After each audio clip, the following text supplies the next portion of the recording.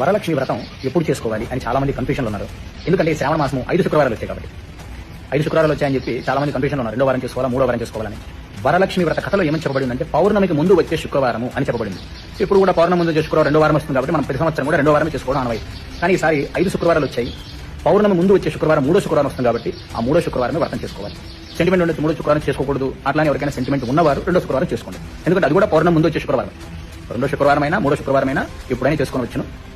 పౌర్ణమికి ముందు వచ్చే శుక్రవారం 3వ శుక్రవారం అంటే ఆగస్టు నెల 8వ తారీఖు వరలక్ష్మి వ్రతం చేసుకోవాలి.